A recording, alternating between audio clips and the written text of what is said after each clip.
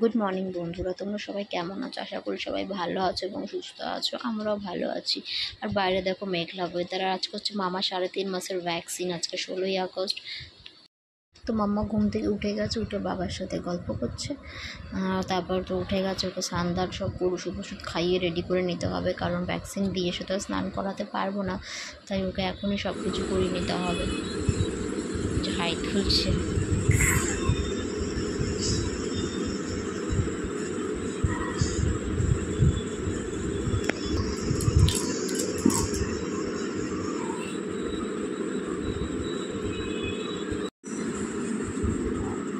ওকে হাত পড়ে যাবে।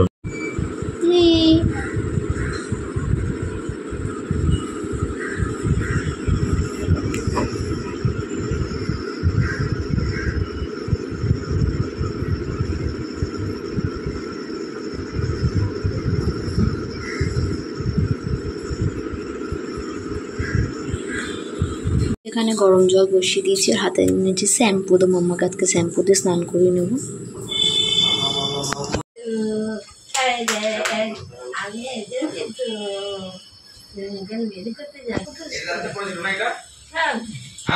তো মাম্মা স্নান করে রেডি হয়ে গেছে, ওর খিদে পেয়েছে, কাঁদছে, তাই ওকে খাইয়ে দেবো। তো খেতে খেতে ও ঘুমিয়েও পড়েছে। এদিকে বৃষ্টিও হচ্ছে, তো আমরা ওয়েট করছি বৃষ্টি কমলে বেরাবো। এবার বৃষ্টি তো কমার নাম নেই। ওখান থেকে ফোন আসছে ভ্যাকসিনের ওখান থেকে, যে ডক্টর বেরিয়ে যাবে, তাড়াতাড়ি করুন তাড়াতাড়ি করুন। তার এদিকে মা চলে এসে সকালবেলায় কচুরি তরকারি জিলিপি নিয়ে, তো আমরা খেয়ে নেবো এটা। ঘুম ভেঙে গেছে, যাবে ভ্যাকসিন নিতে। চলো দরজা দিয়ে দাও।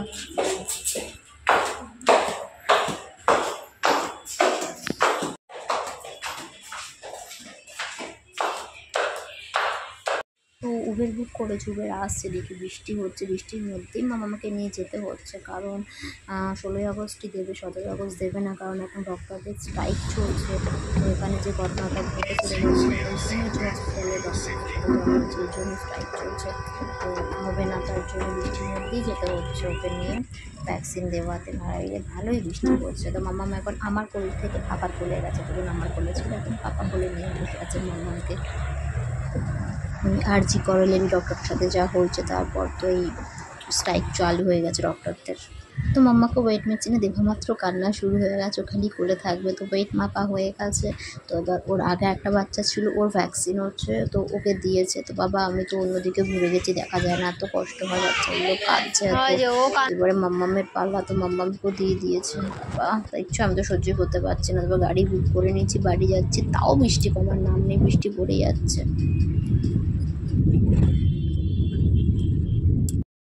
তো বাড়িতে চলে এসেছি, আসার পর মাম্মাম ঘুমিয়ে পড়েছে। তো মাকে বললাম গ্লুকন্ডি গুলে দিতে, তো 1 গ্লাস গ্লুকন্ডি খেলাম। আর এখানে দেখো পাখা খারাপ হয়ে গেছে, পাখা চলছে না, তো আমার বর ঠিক করছে, এখন ইলেকট্রিক ইঞ্জিনিয়ার বলে কথা, তো ঠিক করছে। আর মাম্মামও উঠে গেছে, ও পাখার দিকে তাকিয়ে আছে যে পাখা চলছে না, আর বর ঠিক করছে। তারপর মার সাথেও একটু খেলা করছে, মার সাথে খেলছে।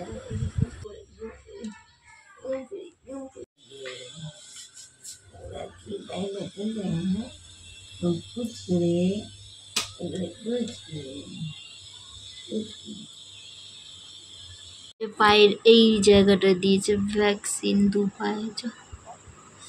আজকে একটু রক্তও বেরিয়েছে 2টো পা থেকে।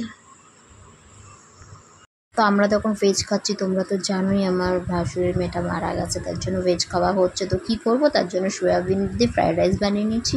আর আজকে একাদশী আছে, আমার বর বলছে আমি ভাত খাবো না, আমি ফল খাবো। এই সময় অথচ একাদশী মানা যায় না। তো বলছে ঠিক আছে মানছি না, আমি ফল খেয়ে থাকবো, একবারে তো ফল খাওয়াই যায়। তো ও শুনবে না, তার জন্য ওকে এখানে ফল কেটে সাজিয়ে দিয়েছি। বললাম ঠিক আছে নাও, তুমি ফল খেয়ে নাও, আর আমি আর মা ভেজ ফ্রাইড রাইস খেয়ে নিয়েছি। মাম্মাম এখন শুয়ে দিদার সাথে খেলু করছে। এখনও অবধি মাম্মামের শরীরটা ঠিক আছে, বাট পরে ওর জ্বর এসেছিলো, কান্নাকাটি করছিলো, ঘুমাচ্ছিলো, কষ্ট পাচ্ছিলো। ভ্যাকসিন দিলে তো জ্বর আসবে, এটা স্বাভাবিক।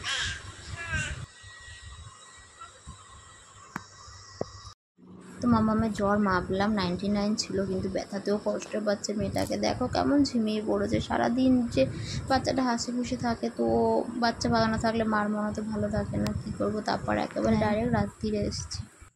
সব সবজি কেটে নিয়েছি, ভাবলাম প্রেসারেই সিটি মেরে ডালিয়ার খিচুড়ি বানিয়ে নেবো, কোনো দিন বানাইনি, আজকে ফার্স্ট টাইম। তো সব সবজি ভেজে ভুজে প্রেসারে দিয়ে দিয়েছিলাম, তো খিচুড়ি করে নিয়েছি। মাম্মাম ঘুমাচ্ছে, তো খেয়েও নেবো আমরা, কারণ উঠে গেলে তো খেতে পারবো না, ওকে নিতে হবে। তো সব সবজি দিয়ে ডালিয়ার খিচুড়ি করে নিয়েছি, আর এখানে একটু পটল আর পাঁপড় ভেজে নিয়েছি। এটাই হচ্ছে ডিনার আজকে রাত্রিরের।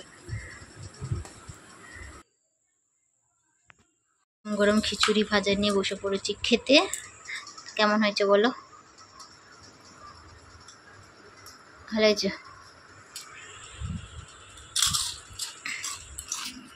চলো এবার আমিও খেয়ে নেবো।